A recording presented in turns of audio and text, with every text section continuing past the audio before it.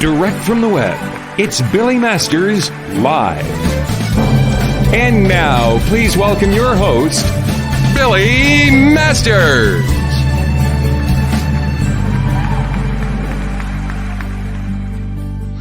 Hello, everybody, and welcome to Billy Masters Live. I am your host, Billy Masters, because, of course, who else would be hosting this?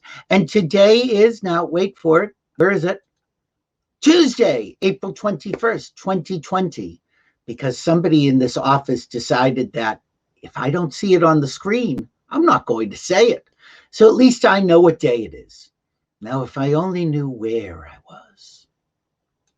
Anyway, we have a great show. And before I get to our guest, I'm going to share with you an anecdote from my past in show business. Now, this story goes back about a dozen years. I had been writing my column for about a decade, and many of the cities that ran it had asked when I was going to perform there. I hadn't done a one-man show in a really long time. I had been hosting pride festivals, AIDS benefits, different fundraisers, charities, auctions. I hosted everything, but I hadn't done a show that was a one-man show. So I thought this might be something fun and challenging and, meet the fans, which I always enjoy. So I wrote a show, and the show was called Billy Masters Going Out on a Limb. I was going out on a limb with that body, all right, because that's not my body. I know you figured that out. I had a very talented graphic artist who clearly had a vivid imagination. I do like the bluebird, however. Anyway, so the first city that I was going to appear in with the new show was Chicago. Now, the reason for that is because Chicago was the first city that picked up syndication rights to my column. I had been appearing in San Francisco, but I was not syndicated. So Chicago really gave me my start. And I had a really loyal fan base there. I still do. I love my Chicago fans. So I decided I would perform in Chicago. And it was decided that I would appear on Memorial Day weekend for three reasons. First, it was a long weekend. Secondly, the Grabby Awards, which are a huge porn event, would be happening that weekend. So people come in from around the country. And it was IML weekend, International Mr. Leather. And so, you have a captive audience. Here's what I learned. People would rather go to see naked men then laugh. Who knew? But live and learn. Anyway, I was booked at the Bailiwick Theater. Now, the Bailiwick Theater was the most popular theater for gay plays, and the gay audiences all knew it, and I thought it was the perfect place. Now, they had two stages there. One was going to be for me, and one was going to be the world premiere of Dennis DeYoung from the band Styx. Dennis DeYoung wrote a musical version of The Hunchback of Notre Dame. And I thought to myself, get the Hunchback crowd. Because, if you can get the Hunchback crowd, you can get any crowd. And they can't walk quite as fast. So anyway, I said, fine, I'm in. So before I got to the theater, I was told my name was in lights on the marquee, and I was very excited. So, all right, I swear to you, I was driving up in a car, and this is what I saw the very first day. This is the marquee. Hunchback, Billy Masters, ticks going fast. I swear to you, people thought either that I was playing the Hunchback or that Billy Masters had a hunchback. Now, I'm never one to pass up a visual joke. So, of course, I jumped out of the car and had the driver take a picture of me under the marquee as a hunchback, because that is what I do. Didn't really help sell tickets, I must say. Anyway, I loved that show. But you know what I love more than that show? This show. Because today I have one of my best friends in the world as my guest. Now, here's the problem with having one of your best friends. I love her so much that I want everything to be perfect. And I know it can't be perfect because there are bandwidth issues. We're in the middle of a pandemic. Everything has been screwing up at every point of doing these shows. But you know what? We're laughing about it. We're making it up as we go along, and we're entertaining you. So I've known Jenifer Lewis for at least probably close to 2 decades. I have laughed with her. We have been there through good times and bad times. And what you may not know is, in addition to everything else I do, I'm also a musician. And so I have actually played the piano for Jenifer Lewis on stage. Now, before we get to Jenifer, I'm just going to show a clip of us performing. Now, this was at one of Cheryl Lee Ralph's Divas Simply Singing. I've appeared several times as an honorary diva, because we know I am a diva. And we are going to be performing Jenifer's signature tune, Black Don't Crack, the music of which was written by Marc Shaiman. So I've played this for her before, no problem. Just as we were about to walk on stage, she turns to me and says, "Billy, I told the band to play along, so just give them some cues." I had never done that before, but I had seen Marc Shaiman do it. So I said, okay, give it a shot. So you will see now Jenifer on stage. I am at the keyboards behind her. And here we go. You know, people ask me, they say, "Jenifer, why you play everybody's mama?" I tell them, for that kind of money, I'll play the daddy.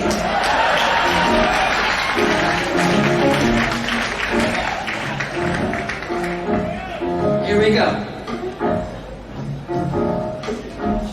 Now there's Miss Diane Carroll, leader on and Eartha Kitt. They stayed on top for ages, but their looks never quit. Now when white women get older, the skin gets creased in line, but because of my race, look at my face. Don't ever pay me behind because black don't crack. I tell you, black don't crack. Halle Berry has an Oscar. Diana Ross is down on her luck. But whether flying high or DUI, they don't need no Nippy Tuck.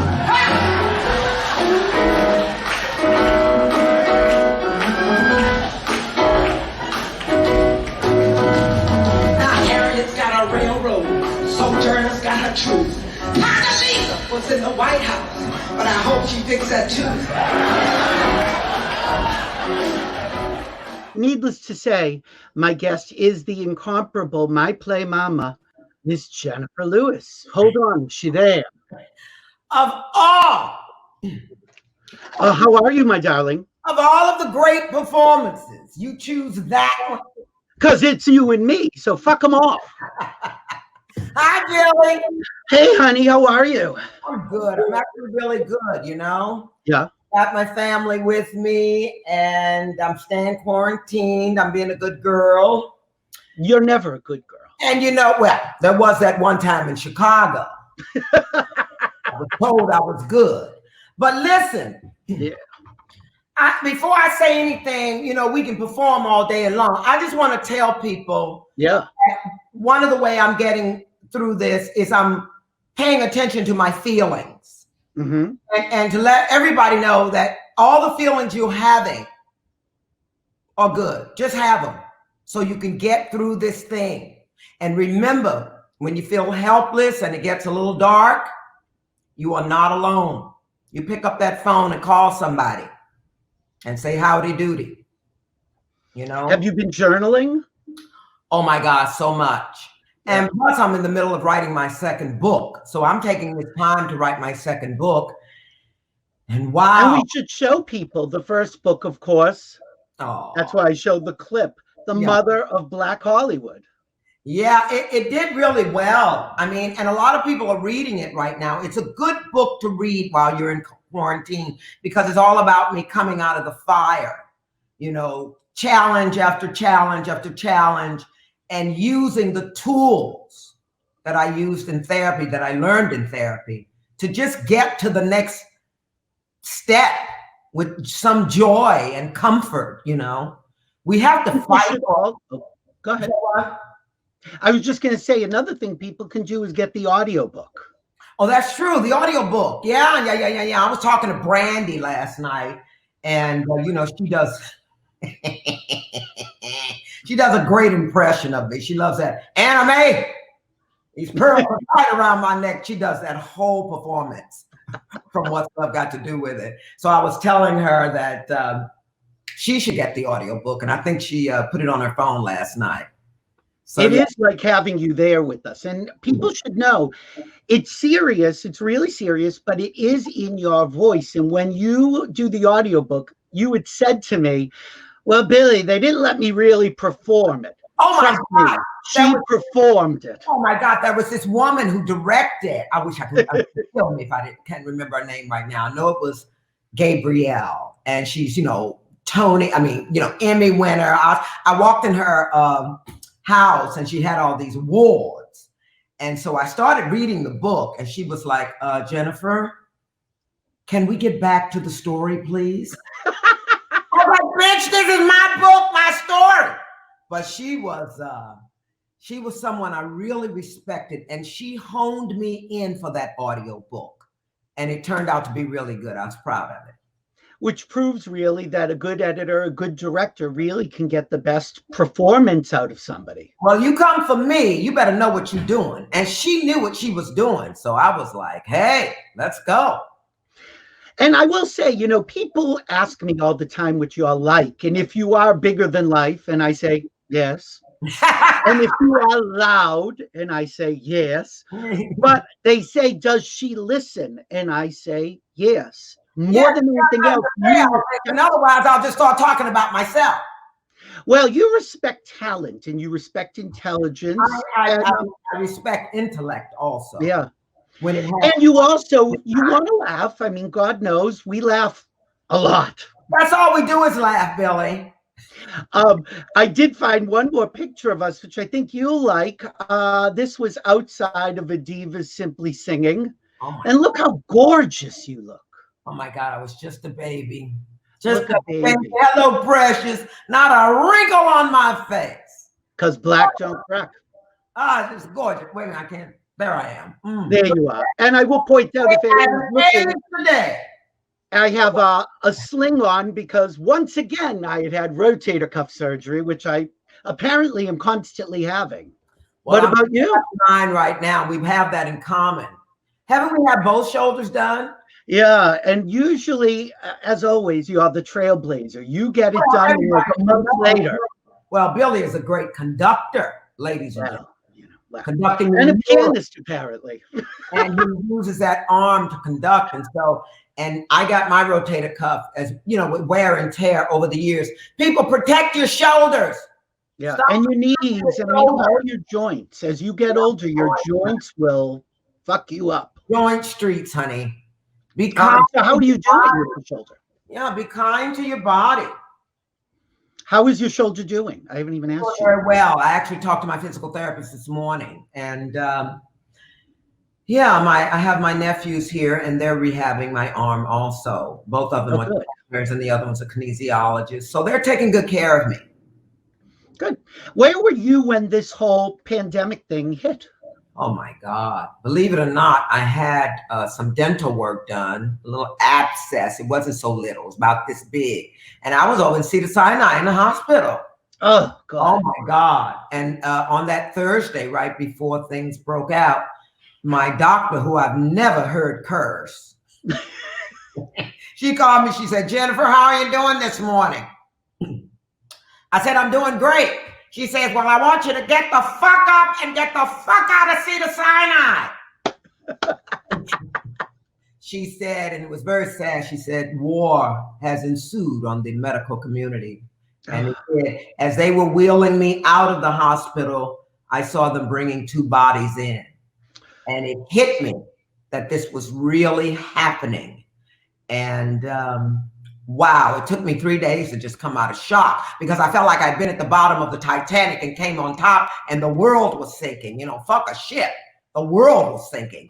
So it took me 3 days to come out of shock, and I got depressed, and my good friend Marc Shaiman, who you know and love. I do. He made me sing a week ago. And after I sang one song, the bitch is back. Hey! I don't want nobody fucking with me in these streets. Yeah! I don't want nobody, no virus fucking with me in these streets. I don't want nobody coming nowhere near me in these streets. Cause ain't nobody got time to get. Ain't nobody got time to get. Ain't nobody got time to get sick. That's my new version. How did that come about? Oh my God, Brandy Norwood and Roz Ryan were in the musical Chicago. Out here at the Pantages, and they got me tickets. Roz got me tickets, and Brandy and Roz and the entire company was backstage. And of course, I went back, and it was all Jenifer Lewis is here. I love when that happens. I know you do. Jenifer Lewis is here. It's just all that excitement makes me very happy. So anyway, I went backstage. I said, "Why don't you girls come over for dinner?" Because when people are on the road, they want a home cooked meal. Sure. I said, "Come on over for dinner." Well, I didn't mean it. They came. What the fuck? I said, "Well, come on in. It's a little caviar and champagne, but ain't nothing else in here." But Roz, on a serious note, Roz made a great dinner that night. And then Brandy started floating around here looking at my artwork. And I kept hearing her say, "Ooh, this is a beautiful street." And then she went in the refrigerator to get some ice cubes. She said, "Oh, look at this street." I said, "Bitch, what are you talking about? Streets. My art is a street." But anyway, I loved the expression. So I told Roz and Brandy to come on over at the piano, and I don't want nobody fucking with me. Okay. Where that came from, was I had just been calm. And I want to say to the girls out there, y'all be careful of all these men and all these scams. I wasn't paying attention. Right. That's how it happened. You must pay attention to new people who come into your life. And of course, he had sent me to fake websites that said he was more than what he was, and were saying he was who he was not. So, I got trapped in that. And that rage came out when I said, "I don't want nobody fucking with me." But what was also on top of that was police brutality. Right. And I've actually written this song about taking a knee. You want me to sing it for you? I do. I just wrote it yesterday. Okay. We're gonna be all right if we say yes. We're gonna be all right. We're gonna get through this mess. Yes, we are. We're gonna be all right if we love harder than we've ever loved before. Cause some of the things we used to do, oh honey, we ain't gonna be able to do no more. So live while you live. Sing loud and dance to the music. Cause if you've ever owned it, you can never lose it. Yes.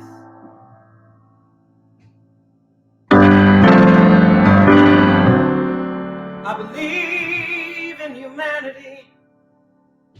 I believe in you and me. Love is the key.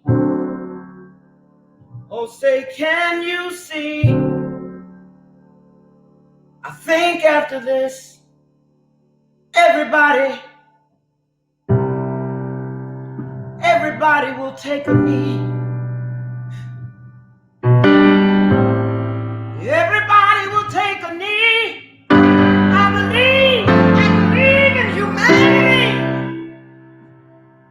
believe it's you and me. I know love is the key. Yeah, say, can you see?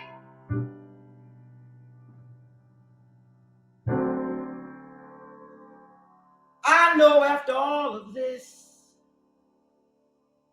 everybody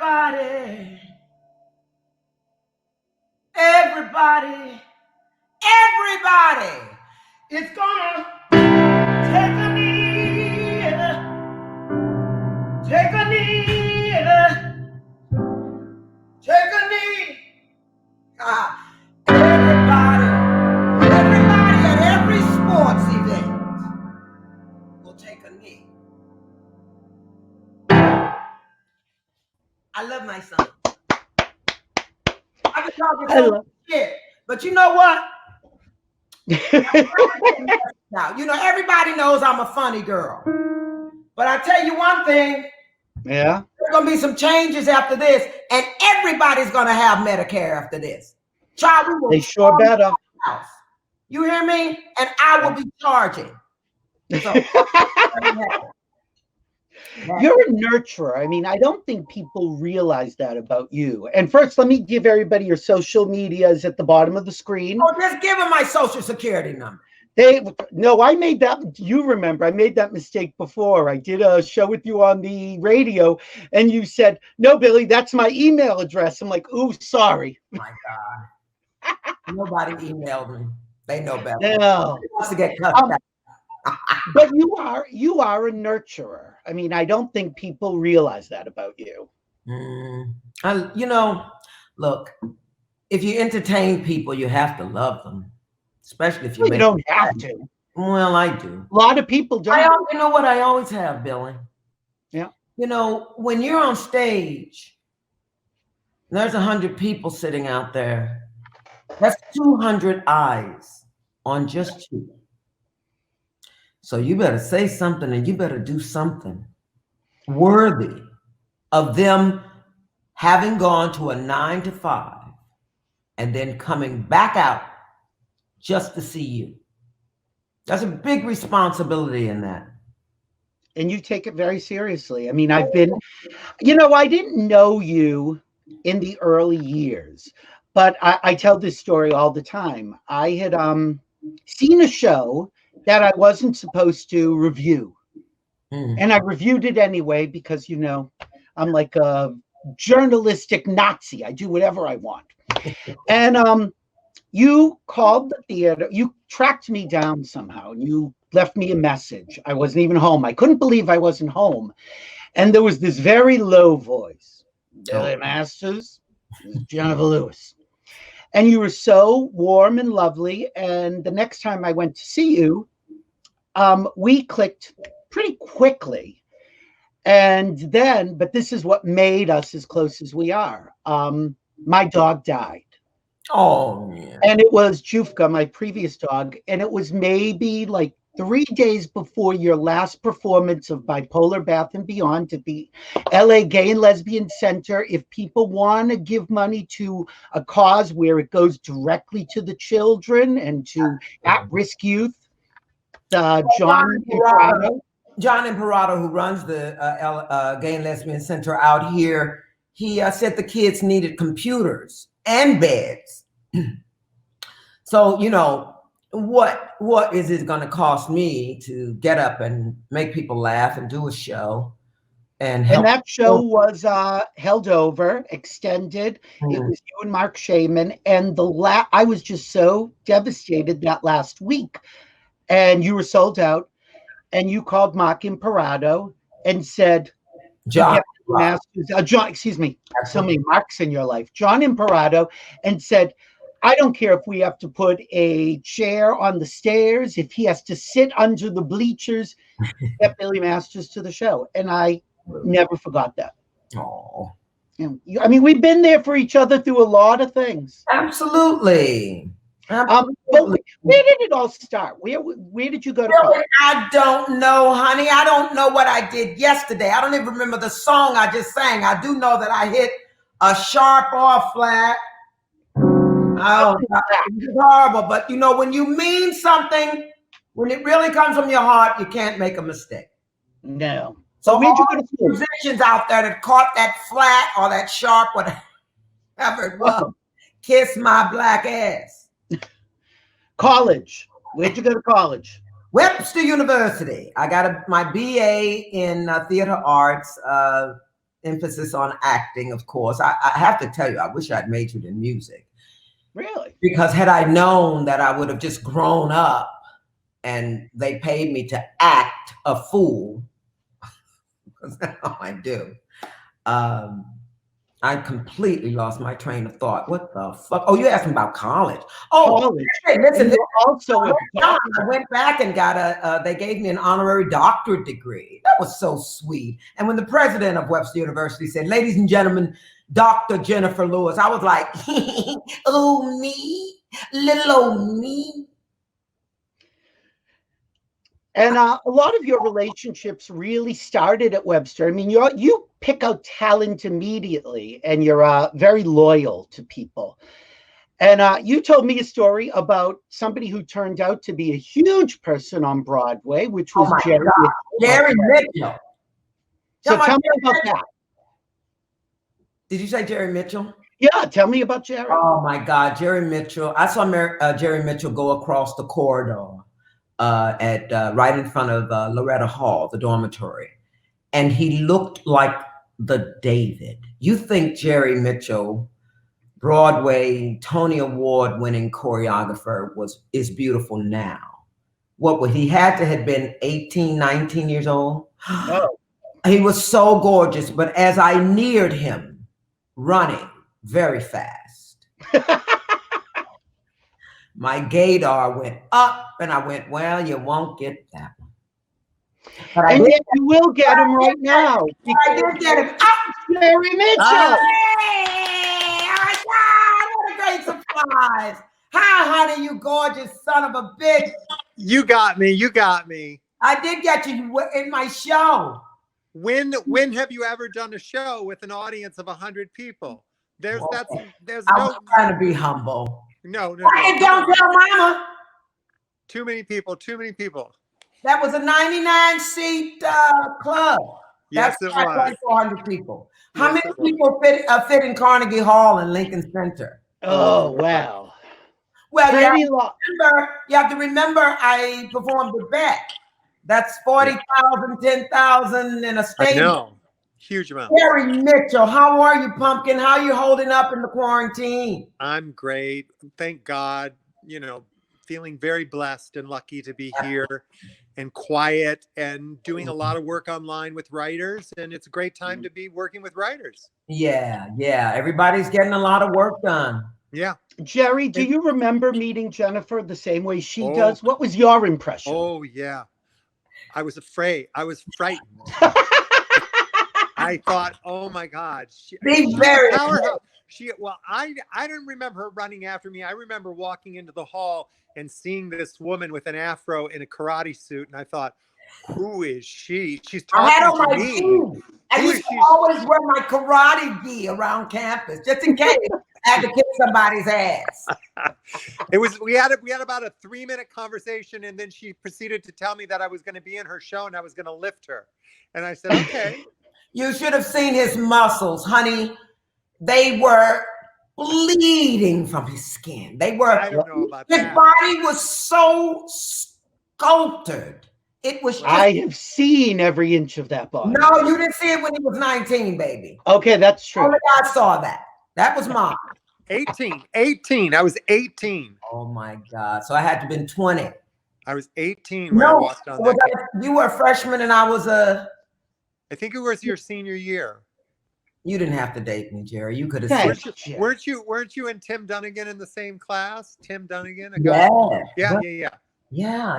Jerry, I didn't realize, Jerry, you didn't actually graduate Webster. No, I got an honorary degree too.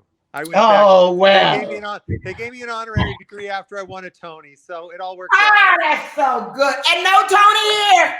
I was on the contract with Strong Medicine on Lifetime, and I was unable to do Hairspray. That was one of the biggest disappointments of my life. That and my scene being cut out of Castaway with Tom Hanks. Those were two huge disappointments in my career. Oh, and not to mention not getting Saturday Night Live. Oh, what kind of shit was that? But honey, look at me now, bitches. Hey! It's interesting because one of the things I have been doing is I've been talking to a lot of universities and college kids and doing Zoom classes with kids, and they all want to be in the musical theater. And I've been talking about disappointments. I've been talking about, you look at me and think that I'm a Tony-winning director, choreographer, but I've had huge disappointments, things I didn't get. I turned down Wicked to do Never Gonna Dance. And I'm not disappointed that I did, because in reality, the lessons that I learned from creating that show were so much stronger for my continued career than the money I would have made off of Wicked. Darling, I'm telling you, when I tell you, when we in this business, the rejection can literally kill you. Yes, it can. So only the strong survive in this business. I always tell students, they say, Miss Lewis, what would you recommend to an upcoming performer? And I tell them, I said, look, if you don't love this with your entire molecular structure, don't go in it, because it'll kill you. I'm also, I think in a couple of weeks, I'm going to teach a class at UCLA. They just asked me yesterday. And this is the time to do a lot of charities and work with children and do whatever you can do from home. Yeah. I said yes right away. Of course, I'm making them read The Mother Black Hollywood. This is a math. In hard cover, soft cover, and audio. I said, bitch, I don't even know what 2 + 2 is. Now you have those kids read The Mother Black Hollywood, and they will be tested on it. I just read Bob Avian's book. I just finished it last week, A Dancing Man, and he speaks very highly of you in it. I loved Bob Avian when we were doing Dreamgirls. Yeah. Have you two gotten to work together since you really became stars? Oh, well, I guess you did. Jerry, you put her in Hairspray, didn't you? You ran her through it. Yeah, but not on anything original. Right. Yeah, we will though, darling. Yeah, we got time. Jerry, I love you, Jerry. I don't want to keep Jerry, but I love you. Thank you for doing this. You're so sweet. You're such a great person. What a great surprise. I'm so glad I could stop by. I'm so glad you asked me to. I love you. I love you too. Mwah. Jerry, love you. Thank you. Take care. Oh, little surprise, Jenny. That's a great surprise. I love it so much. She's so talented. It's ridiculous. Oh, and gorgeous. I mean, I'm a shallow bitch. Well, that's too bad for him. I'm sure he's happy. So that goes back. How many years ago was Webster? I don't know. 70. I graduated high school in 74. So I must have met Jerry in 76-ish. 78-ish. And was there? I went out with baggy pants in 78. I didn't graduate to 79 because I took a sabbatical. And I didn't know that. Got my equity card with a show called. And that's actually a great story because you went to New York so positive, so gung ho, and got a job. How quickly? In 11 days, I was on Broadway. Now that does not happen. Well, darling, I just was unstoppable in those days. I didn't know how to fail. I had wanted to be a star since I sang my first solo in church and got that insane reaction from the congregation. I stood. Do you remember what the song was? Yeah, it was a song called "Oh Lord." Oh Lord, you brought me a mighty long way. Now I was 5 years old. How ignorant is that?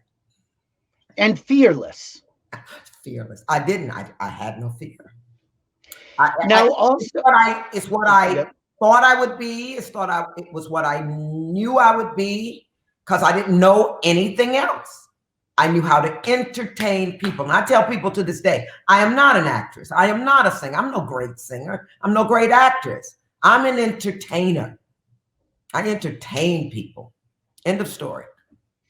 So You wouldn't think Webster would turn out so many like major talents in entertainment, but one of your big collaborators you also met back then wrote a lot for you.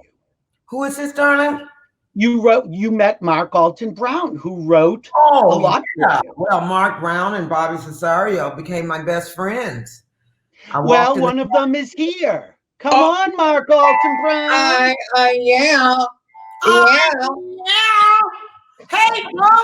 Oh, Billy, you got all my babies. Well, I know how you hate surprises, but you just got to trust me. Well, these are great surprises. Hey, Mark Brown. Oh my God. I don't know what to say. You know what? You want to know how I met her, Billy? I do.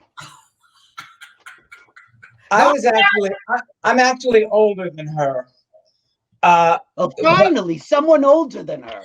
And I know it's very rare. Leontine is the only other one I can think of. Well, I'm over in quarantine with Leontine. You gave me that. Oh, that's great. Yeah, I told her to write that she's in quarantine. Why am I like off camera? I don't understand. I don't know. Right there. Sit still. I told her that she was in quarantine with Leontine and they were putting Afro sheen on the head. So how'd you meet Jenifer? I met her. She was a freshman. I was a sophomore. And we were in the cafeteria. Can I tell this story? Yeah, we're on. Yeah, because I know where you're going. We can cuss. We talk about. So we're in, and I was sitting with Bob, who was not yet my partner. We were friends. But now he's, my husband of 40-something years.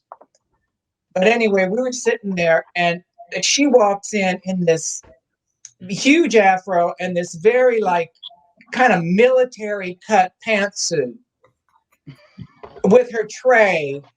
I think she had a Hostess pie on it. And a pickle.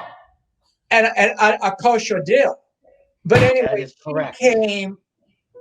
she came over. She saw Bob and I, and she thought, oh, gay boys, they'll love me. So she comes over. She's 17 years old. And she looks at us. She goes, hi, I'm Jenifer. And she didn't even ask us who we were. She said, wasn't interested. She said, guess which man sitting in this cafeteria I fucked last night. And we proceeded to guess, and we were wrong every time. But she got to those. Yes, and that was it. We were from then on. That was it. We were inseparable. They have been my dear friends all these many years. They adopted 2 children, Ella and Sander, who are my god babies. Yeah. And to this day, they're the love of my life. The entire family. I'm so proud of Mark and Bobby.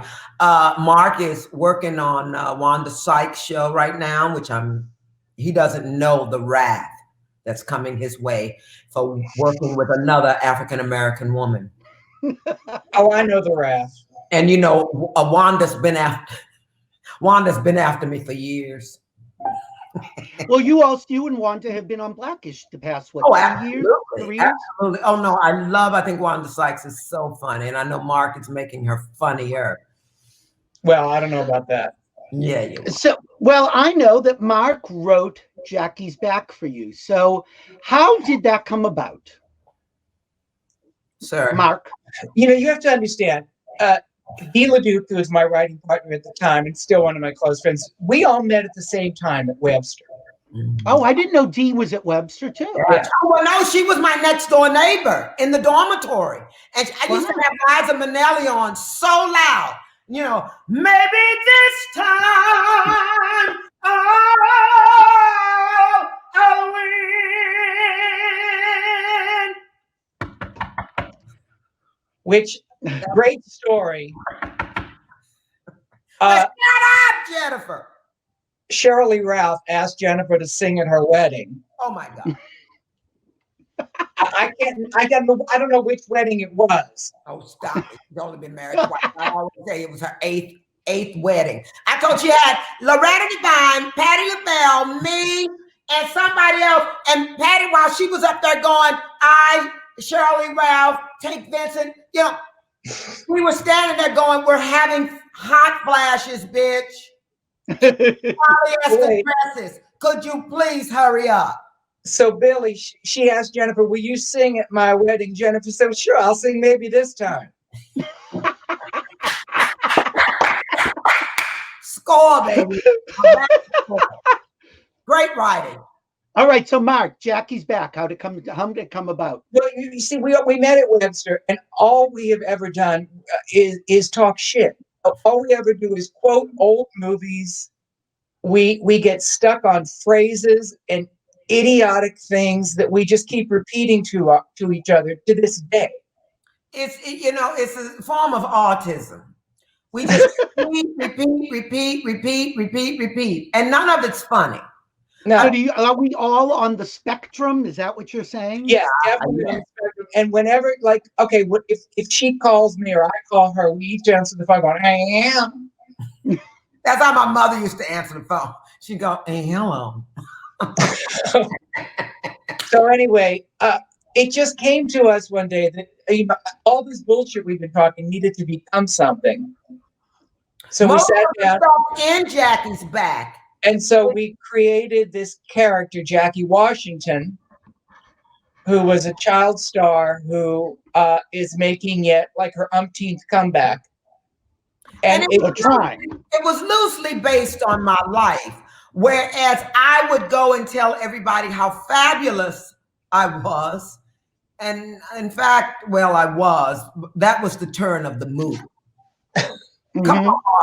Come on, Mark. I used to go tell everybody how fabulous I was, and they would say, well, okay, she's fabulous. She's not that. Of course, that's not true any longer. So anyway, well, yeah, go ahead. So we'd made up, for years we've been doing these doing acts with Jenifer that I would help her write. And it was always, it was always funny to have her have egg on her face. And so this became about this star who is a little more convinced that she's a star than anyone else is. So what he was trying to do as a dear friend was write this movie so I could read it and know that it was me and that I needed to humble myself more. How'd that work out? Yeah, as you can see, it worked wonders.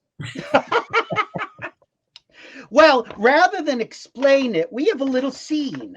Oh my God. Jenifer, now, Mark, if you wouldn't mind playing with us, and you can read the stage direction when there is some. And we have a little intro. So let's run the intro and then we'll start at the top. Ready? Oh my God. Here we go. Be quiet, Jenny. It's my show for once. Okay. 1, 2, 3.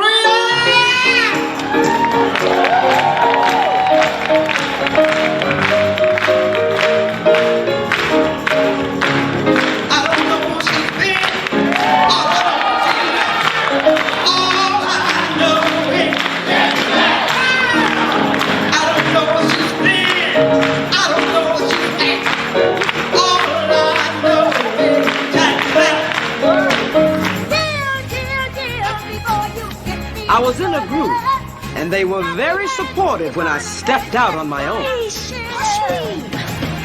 you're not supposed to be singing lead. I'm gonna kick her butt. Jump inside, enjoy the ride. Let's make a brand new start. With the help of Peaches Yancey, little Jackie Washington was truly on the rise. Her single, Yield, climbed the charts. Little Jackie Washington was signing autographs left and right, gold albums right and left. Everyone yielded to Jackie Washington, and with Peaches Yancey right by her side, her album climbed the charts. Don't make me take you to traffic school. She claimed her star. Put your brakes on, boy. A star on the Hollywood Walk of Fame. I was the youngest person to get a star on the Hollywood Walk of Fame. Actually, I checked the records. It was Shirley Temple. Oh, no. She got her star when she was an old lady. Hollywood Boulevard wasn't even paid when she was what? Good ship lollipopping. Well, what about Dennis the Menace, J. North? I was the youngest African American star. That was buckwheat. African American female, then, Edward. All right? I was the youngest something, okay? So just drop it. Entendre, get that, baby. Entendre, where is that girl? Jackie walks to open the door. I am. Who the fuck is Ivan? Oh, Marcus. I have it's Jackie Washington. Yeah, it's me. I am Ivan. I am manager of this theater. Nice to meet you, Ivan. Giving her a bag. Mexican food. My breakfast taco. Thank you, baby. In Moscow, you for my love was big. All Soviet children would dance. Yield, yield, yield before you hit me with your love. Huh, you got the moves. All right, honey. All right, honey. That's all right. That's nice. I'm in the middle of an interview, sweetie. She starts pushing him out the door. If you don't mind, I am. Yeah, that's right. I am. She closes the door and promptly hears, I Ms. Washington, you owe me $7.43 for the tacos. am. Oh, listen here, Negro. Ain't nobody got, I don't care. Listen. Oh, money? You want money? Oh, honey, I don't carry cash. My daughter, Chandra, will pay you later. But Yeah. Come on now, baby. slams the door. Your English is wonderful, Ivan. Welcome to America, baby. Yeah, it's all right, baby. Now, as I was saying, Edward. Tell me about your eldest daughter, Shaniqua. Come, look at this. 11 gold records, 5 Grammys, 3 Billboard Awards, all before the age of 25. It's almost like you built a shrine to yourself. Now you sound like my daughter, Shaniqua. Let me ask you something. Whose house is this, huh? You think you go to Whitney Houston's house and she got some other bitch's award on her wall? Let me say that again. You think you go to Whitney Houston's house and she got some other bitch's award on her wall? Jackie, who paved the way for you? Nobody paved the way for me. I won that talent contest free and clear. Of course, now I do pay homage to all the dead divas. Billy, Ella, Shirley Bassey. Shirley Bassey is alive. Oh, really? God bless her. But see, now them others, I'm not going to name names, but they all stole from me. Aretha, Whitney, Lil Brandy, Streisand, Diane Carroll, and B. Arthur. They all stole from me. So you're saying that after you, everyone is a petty criminal? You don't like me, do you? Oh, Jackie, I hardly know you. No, but you came into this project with an attitude about me. Don't deny it. I'm very perceptive, practically psychic. I'm completely objective as a professional. Now, I admit, when they proposed you as a subject, I really didn't know who you were. They sold my records in England, Negro. Yeah, but I never heard them. I love the word Negro, and I'm the only one in the world can use it. By the way, I said psychic and perceptive, all those P's. Tim Curry looked at me and said, "You forgot psychotic." A little trivia while shooting the movie. Listen, let me ask you something, Edward. Are you trying to provoke me? Because you're not going to make me get ugly on film. This ain't 60 Minutes, okay? Cut what? Thank you. Say no more. Jackie, can we talk about the Coco movie? Oh, whipped cream. You saw it? Oh, it was huge.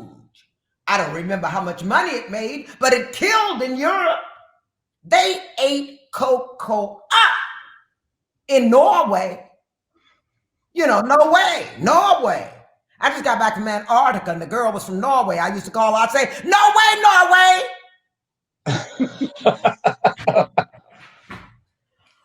Oh, I love myself. Hold on, we're almost there. God help us. Oh, yeah, where am I? They ate cocoa up in Norway. Oh, yeah. You know, there were 5 more cocoa movies in development. But they were never made. Edwin, let me tell you how Hollywood works. Yeah, Hollywood. They let one black woman slide through per decade. Hattie McDaniel had hers. Diana Ross had hers. Whoopi had hers. Love her. But by the time I came along, they'd filled the black woman quota. I didn't see it. Hey, Marc Shaiman. Marc Shaiman and Mark Brown. Yay! Let me get Now, Mark Shaiman, you wrote the songs for Jackie's Back, right? Yes, while driving. No. Marc Shaiman was driving over Laurel Canyon and he wrote Look at Me from Sunset Boulevard up to his house in the hills. I swear to God. And he wrote it with me on the phone. As I That one is actually, that's sort of true. It is. You call sort of. Oh, it was Hi, Mark. Pass. Hi, Mark. Mark. Good to see you. How about having 2 best friends and they're both named Mark?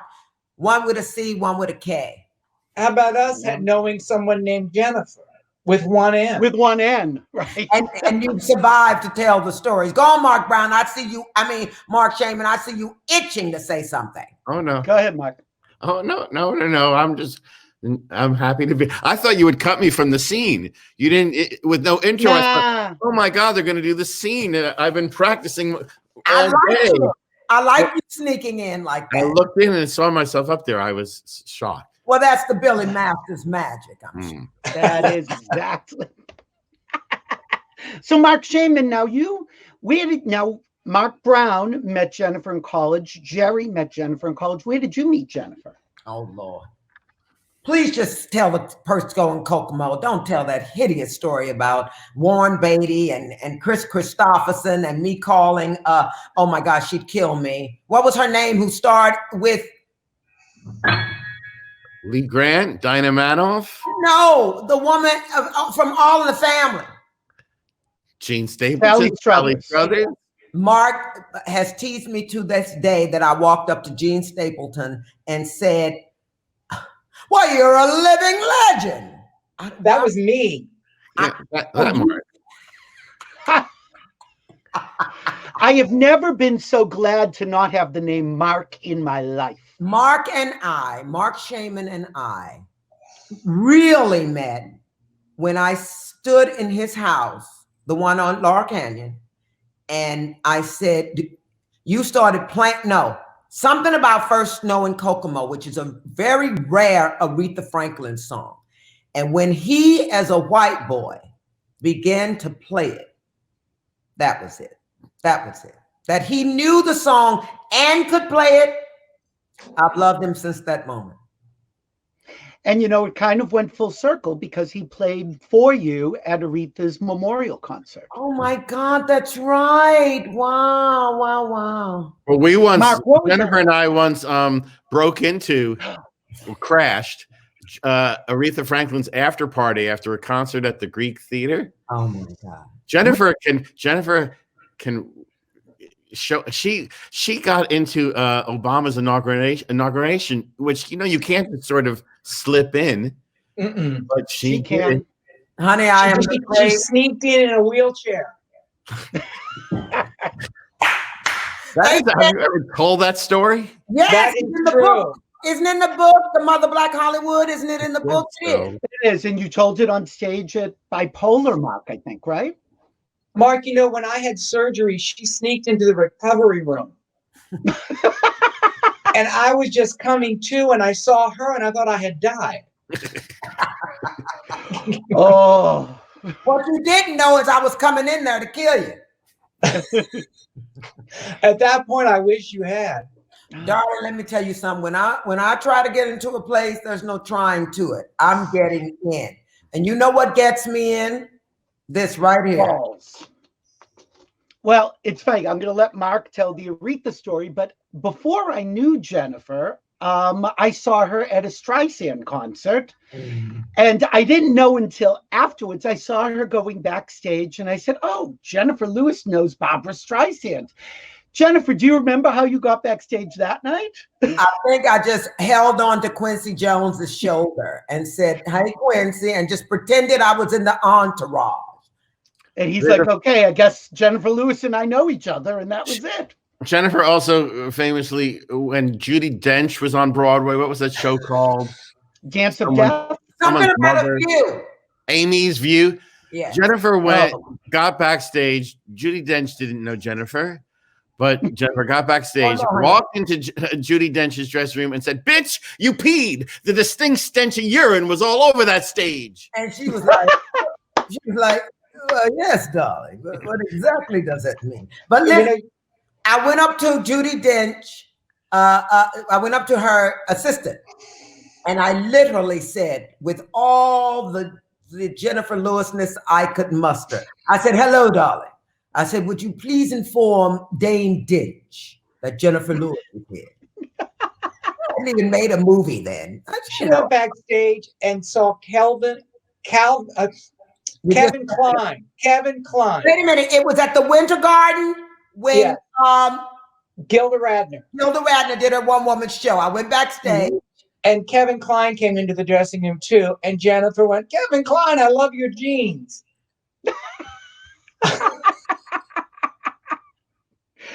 Shaiman, tell the Aretha story, please, because it actually ended up changing your life with somebody in your life right now. I don't know what he's talking about. I'm looking about your dog. Your dog. Oh, well, yeah, it's true. Well, Jenifer said, "Come on, we're going to go to that after party." I said, "Were you invited?" She said, "No." So off we went, and we snuck in. I think it was at the Beverly Hills Hotel or something like that. And she got in. And of course, once she's in there, people know who she was. She was with, her crowd. And so, and Aretha was gracious. And then there was a piano and a microphone. So she was like, "Come on, we got to do something." And I was horrified. I was like, "I can't play piano in front of Aretha Franklin." But Jennifer's like, "Go." So we went and we performed "Black Don't Crack." And we put a verse in. You wrote as on the way there.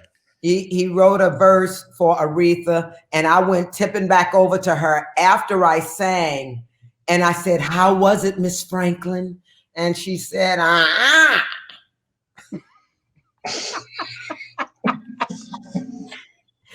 She said, "Oh, Jenifer, I didn't know you had chops like that." Aretha Franklin said I had chops. Do you think anybody could say anything to me after that? Well, she was holding a pork chop at the time. Mark, what did you name your dog? Where is she? Chops. Oh, get Chops. Where's our baby? We got a golden retriever named Chops in the name of Aretha Franklin. And Mark had a cat named Riri after Aretha Franklin. We were Aretha Franklin fanatics. It's kind of kismet that you ended up together. I don't know any Aretha Franklin song. Mark, play a little bit of First Snow. I'm not on the piano. Are you insane? Oh, he's not at the piano. When I saw that you were at the piano, I was like, I'm not going to compete. Yeah. Yeah, right. I don't think she can do an Aretha Franklin song with 2 chords. I don't know. I did write a song. Hold on. Oh. With my 2 chords. I want to sing, sing, sing like Aretha. Sit down and play the piano like Nina. Hit a high note like Ella and Mahalia. That's all I remember. Well, Mark, you ended up playing for Jenifer at the memorial concert, but then you two ended up at the funeral the next day. The camera loved you, and I kept seeing you guys until I looked up at my screen and I saw this all of a sudden. Until the rainbow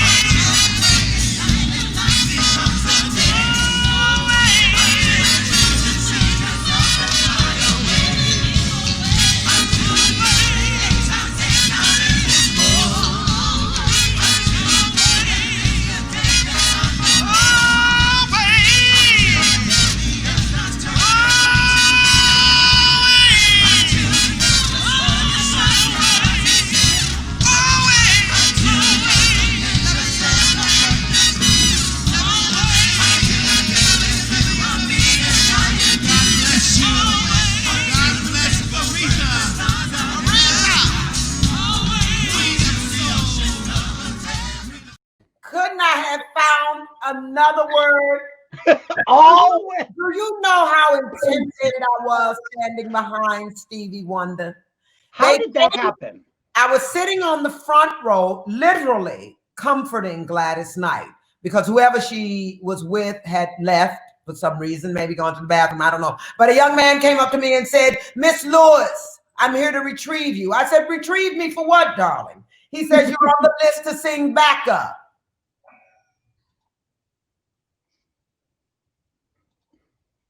I said, backup?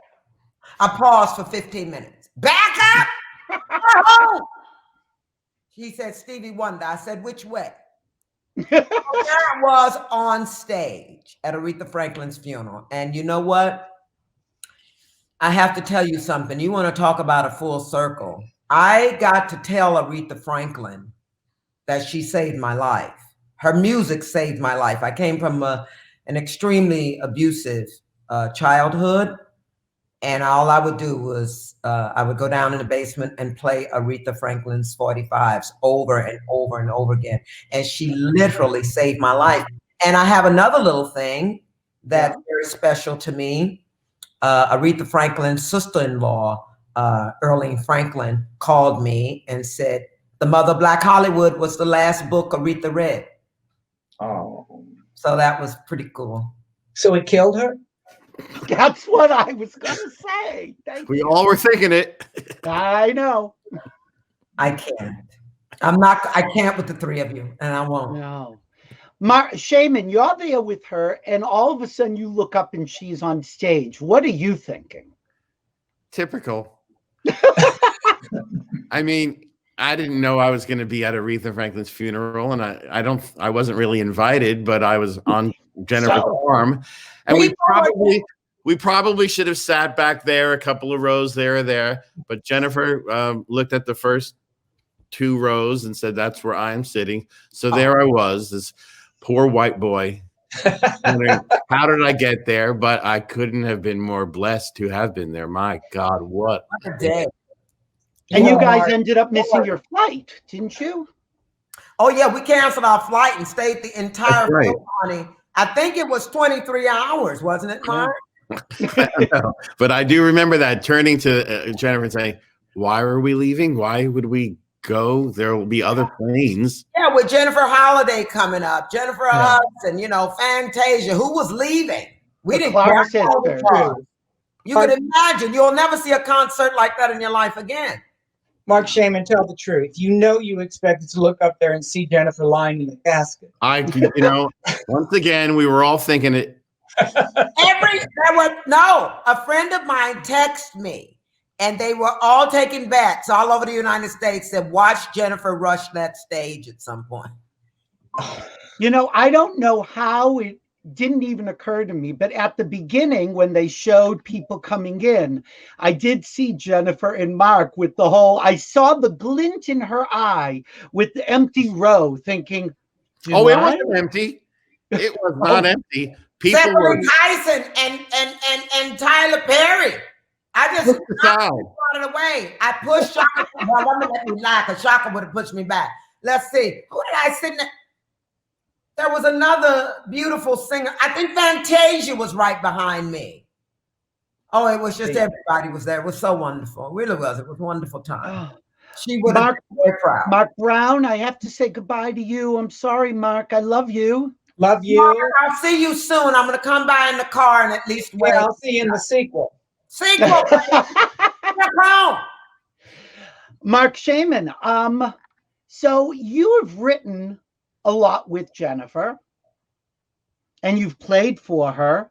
What has been like the best thing and the worst thing about working with her live? Well, Scrabble. Is that the best or the worst? I just thought of one. We've had many high points, places we've performed while playing for Aretha Franklin, but Jenifer had me play for her at Martin Luther King's daughter's funeral. Oh yeah. And she sang "I Know Where I've Been" from Hairspray, and to be the person who co-wrote this song about the civil rights movement, and having Jenifer looking out at Martin Luther King's family, that was beyond. I almost made the piano fall because I was hitting it so hard. It was such an intense moment. Yeah, Yolanda and I were friends, and my good girlfriend, Gay Iris Parker, had called me and asked me to sing, and his other, her siblings were on the front row, and just what history. And there Mark and I were, you know, being asked to do that. It was amazing. It was amazing. She was an amazing woman, Yolanda. Amazing. I can't think of other words. She just was amazing. Mark, I remember when you and Scott, your writing partner, were honored at Carnegie Hall, and you asked Jenifer to sing that song there. Now, I just want to show a little clip and tell me what comes to mind. When Mark and Scott were writing Hairspray, they called me and said, Jenifer, would you do a demo of this next song? And since then, I'd like to think it was written for me. Since I was, you know. But I know that each person that has sung this song feels the same way. It's a privilege and it is an honor. But I would like to say this. Bitches.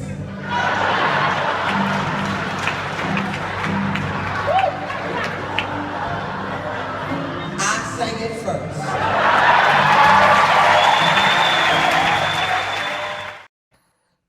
So let's set the record straight. Did you write it for her?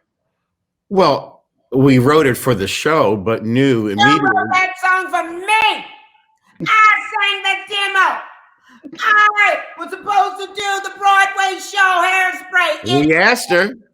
And she did the workshop like Dreamgirls. Yeah, well, I always set those Broadway shows up and then dare people to do it better than I did. That's what never better. But at Carnegie Hall, if you some other day show the end of that performance, she was so worked up with that outfit she had on, with the scarves and that she took out 3 viola players. I told her when I saw it, I said, you look like you're about to hang yourself.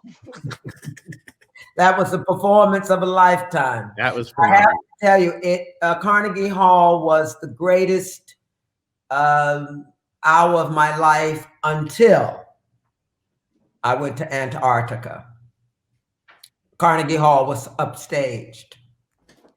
Sorry. Well. Not the song. Shut up, Mark. Your mama. Here, wait. That's Lou. Get out of here, Lou. Wait a minute. Look, is that Lou? Hey, Lou. Can you see this? What does it say? We can't see it. Right there. Asshole. What an asshole. Your mama's bored, Lou. Oh, no, I like your mama, Lou. I ain't going to talk about your mama. Oh, there's my baby. Chops. There's Chops. Oh, look at I ate Chop. Oh, we love our babies. Yeah. We all have dogs. We're all dog people. Isn't that funny? Of course. Anybody who doesn't have a dog, I don't want to talk to him. Mark, what are you working on now? I know you've got something coming up eventually whenever theaters reopen. Scott and I have written a new musical of Some Like It Hot, that if we ever get back to show business, that's what's next. But let's not worry about. We must speak about Jenifer. No, when he wrote Charlie and the Chocolate Factory, I asked him if I could play the chocolate. What, baby? What were you going to say, honey? No, he knows if we don't conversation back to Jenifer. Yeah. No, talk about Mark. He's so. Let me tell you the first thing Jenifer said to me when I asked her to do the show. Oh, wait. I'll be alone, right? Oscar winner. How many Oscar? Oh, you were nominated 7 times for an Oscar. And and he has an Emmy, Grammy, and Tony.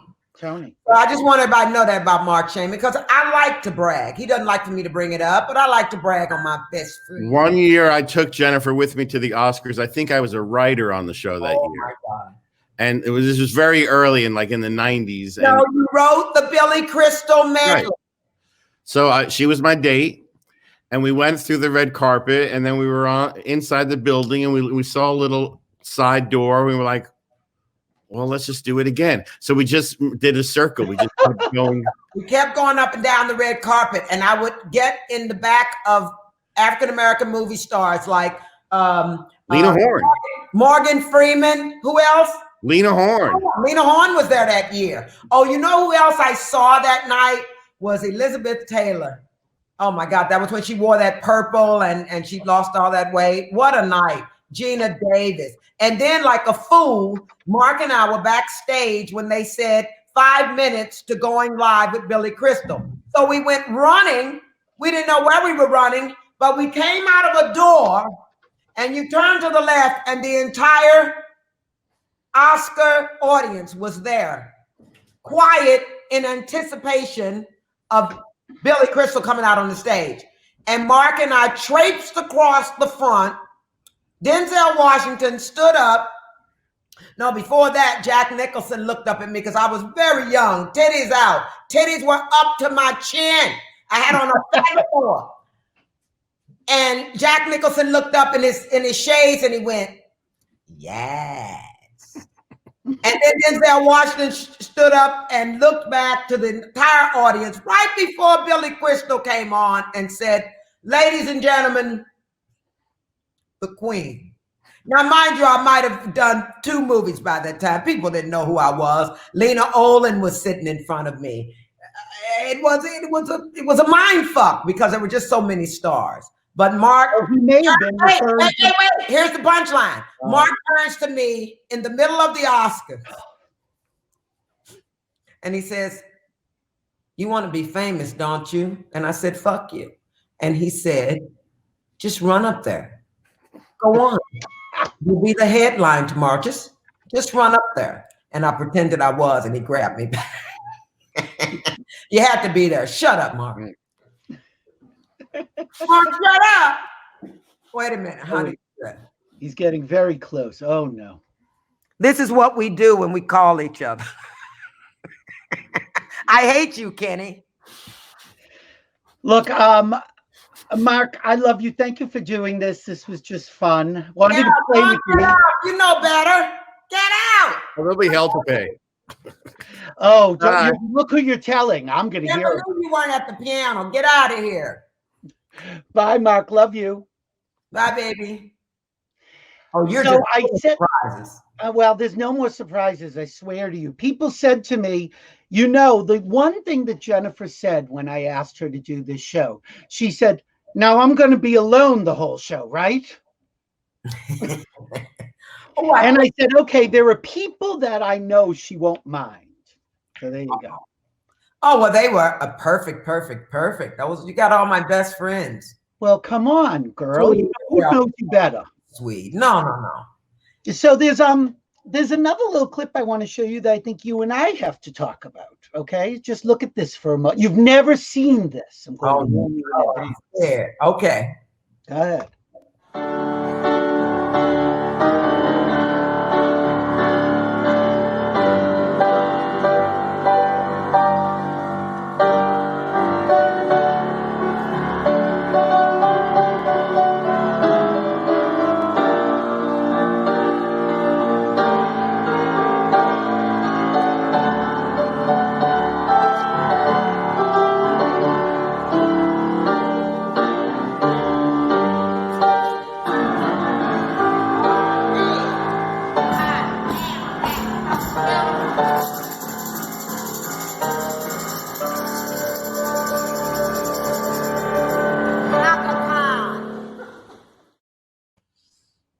Let's talk about Lincoln Center.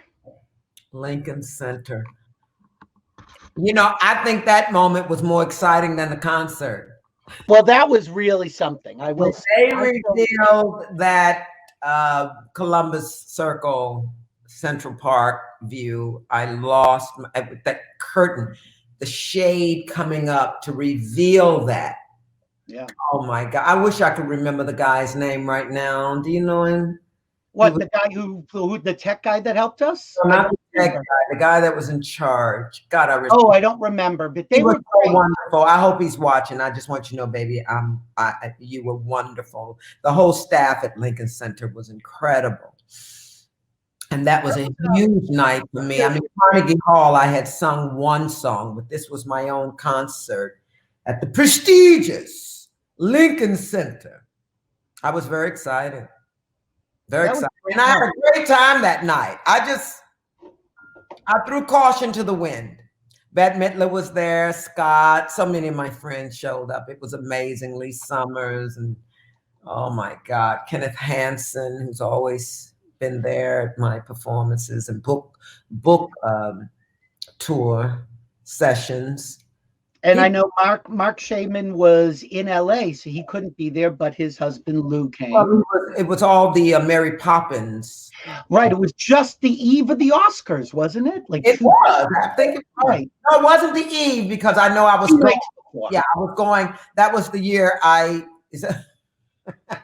Go ahead. I know I carried DJ's trail, DJ Pierce, aka Angela. Yes.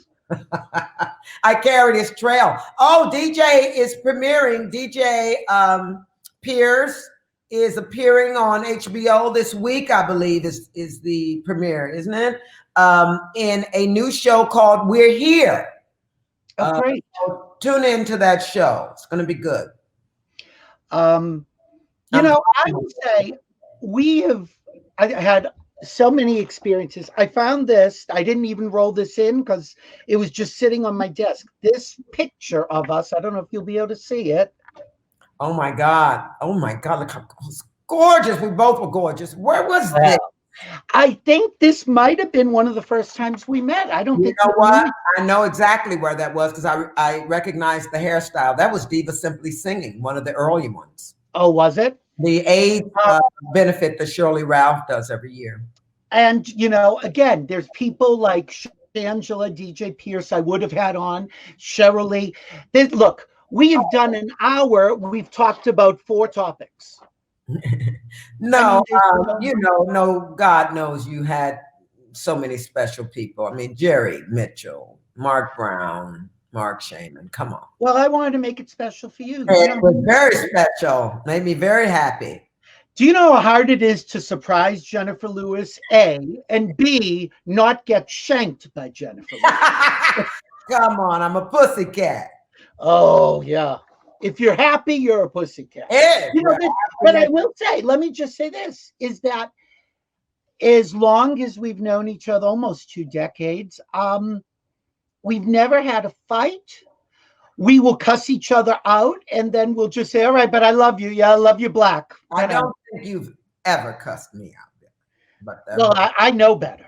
Now, you might have put me in my place once or twice, and, you have the scars to show it. But and we do it on a serious note, I always listen to my friends. No, you do. You have a good group of friends. They hold me down from all of that diva shit, which is really not a part of me anymore. It really isn't. I mean, come on. Especially Corona, honey. Ain't no Miss Corona is the diva now. She took everybody's place. What really staged us all? What got rid of the diva? What dismissed the diva? I wish I could turn this around. Can I turn this around? Yeah, you can show me. There's the poster. Where's that poster? It's up on the wall next to the door. Yep. The diva dismissed was real for me in my life. I was doing a lot of spiritual work during the time, and the Divas Dismissed to this day, I think, was my best work. I really do. I performed it at the Public Theater in New York. George C. Wolfe brought me in to the theater. And I performed it out here in a little restaurant because we wanted off one of our favorites. Yep. And it was performed also at the Hudson Theater on Santa Monica Boulevard. It was a great time in my life. I mean, I wrote all the music. wrote the script with Charles Randolph Wright, and Mark Brown also was one of the writers on it. One of the few shows, Marc Shaiman didn't write any of the music. I can't believe he wrote all that music. I got to climb this mountain, and it's big, scary, and tall. I got to climb this mountain. I don't want to fall. Oh, it's a high key. But what I got to understand is that it's okay to take a hand. I've got to climb this mountain of love. Oh my God, what a show. And it also led to something else. It led to a really big performance of Shakespeare in the Park. Oh my God, with Meryl Streep. That's right. I worked with Meryl Streep for 3 months. A lot of stories there. But just basically, the only thing you need to know is a couple of times I had street stress. Could you tell the story about the subway? Because I do love that. She was amazing. She really was amazing. She's everything everybody said. She's very sweet. A barracuda when it comes to the work itself. I learned a lot from her. Really? Oh yeah. And she learned a lot from you. There's a note in your house that I've seen that she wrote you after opening night. Beautiful note. She said I was, the wonderful expression she used, and I never heard it put like that. She said, "My joy is booming." It's just so sweet, It was sweet. And she used a term for you, which other people I've heard say before, which is teacher. Yeah, she called me a teacher. And let me say, she called me, she put Almighty One. Well, what are you gonna do? She spent 3 months with me, so that's a long time. You get the whole. She survived during that time. You get that kind of time. You get the whole Jenifer Lewis, the whole truth and nothing but the truth. Well, can I just tell people I have had the whole Jenifer Lewis for many years. I count you, again, among one of my best friends, one of the people that I would turn to in good times and bad, who has always been there. And this Christmas, I gave you a special little present. Well, and this Christmas will be a very special Christmas for me. Yeah. It's my favorite song. What people may not know is you are a big puzzle fanatic. Yes, I wish I could take the camera in there and show y'all what I'm well, 2,000 you sent me this picture of my Christmas present to you when you finished it. And this is us backstage at Lincoln Center. That is so funny. Yeah, that's Lincoln Center. Billy, you've always been there. You know that, right? And you know how much I love you for it. It really does. It means a lot when you show up. Look, if I were there, I'd be quarantined with you. You know that. Oh, let's see. I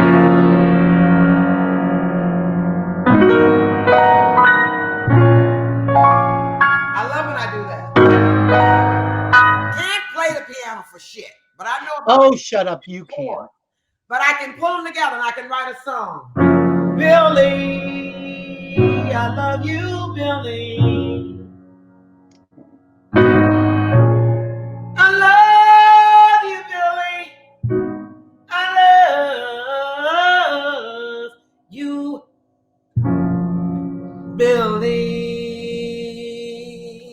I love you. You've always been, since day one, you've been my play mama. And I mean it. I wouldn't. First off, my mother would slap me upside the head if I called anyone other than you a mama. You are everyone's mother. I love you. We'll do this again. We have so many more stories to talk about. Oh my God!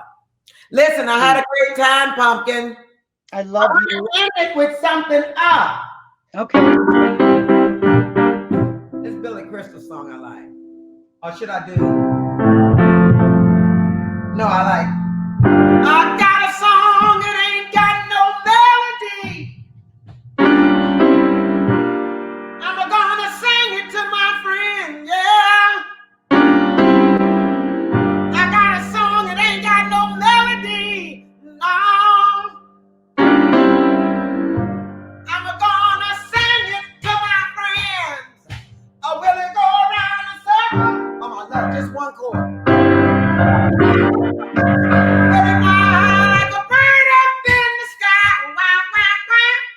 You know, always. and yeah, you know what?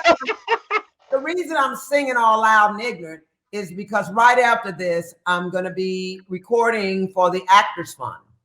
Oh, good. Be doing Marc Shaiman and Scott Whitman's song from Hairspray, You Can't Stop the Beat, you know, the finale. So I have to do the Motor Mouth verse right after this interview. So I'm getting warmed up for it. Oh, wait a minute. Let me go. I might as well do it. Hold on. Okay. Oh, you can't stop today. And No. What? Oh, you singing with me? I said the no. Oh, you can't stop today. And No. I'm speeding round the track. Child, that ain't my verse. Yes, it is. Is it? Child, yesterday is history. Oh, I'm so high. And it's never coming back. Oh, no, that's too high. You started a little high. Oh, you can't stop today. As it comes speeding round the track. Child, yesterday is history, and it's never coming back. Cause tomorrow is a brand new day, and it don't know white from black. Oh, fuck it, it's too high. Can I tell people, when you were preparing to go into Hairspray, we ran lines. We did the choreography for that with the twist and the hands. And then, honey, I went walking in Central Park and lost my voice because of all the pollen. It was springtime. Oh my God, you don't want to know. No, we'll get Shaiman on to talk about that. That was I walked out on stage, and my voice had always come. No matter what, it would come. Once that audience was there, it would come. No, except that night. Oh my God. And Mark was in the audience. Can you imagine? He comes backstage and I'm sobbing. I done yanked off the wig and he says to me, your contract said 3 months, not 3 performances.